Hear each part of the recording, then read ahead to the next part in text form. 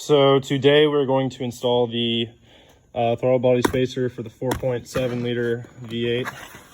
Now right away on the box it claims that you can get 4 mpg, 22 horsepower, and 25 foot-pounds of torque.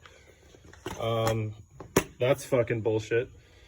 But with the cold air intake, the exhaust, and this, it should make the engine at least a little bit more powerful, probably 15, 20 altogether.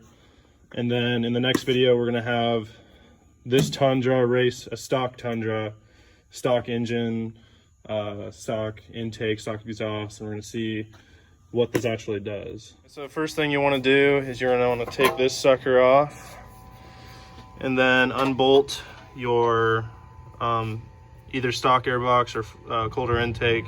Take it off the throttle body, and then we'll get on to the second. All right, so now we pulled off the throttle body. What you want to do is disconnect this.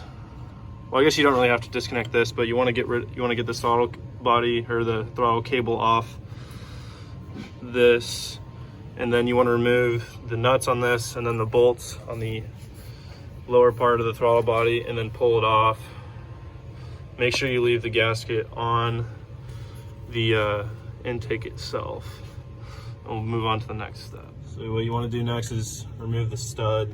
You put 2 nuts on the stud and then you reverse it out, and they give you 2 longer bolts to replace these 2 studs with.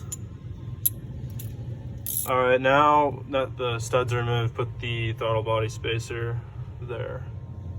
All right, now that the throttle body spacer is mounted, you need to mount this extender plate so that your cable can go 2 inches or whatever forward. All right, now that the plate is back on, then you put your cable back on and make sure you put it on the tensioner right here. Make sure everything is connected. And then lastly, what you're gonna do is re-put in your stock piping connected to the throttle body.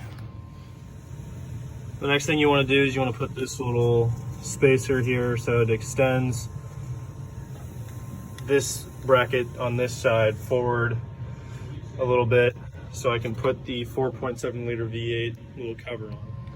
All right, now that you put this back on here, once you connected it, then put your cover plate back on.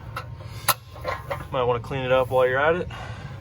And that's pretty much it for the throttle body spacer. All right, this is what the engine sounded like before. Go.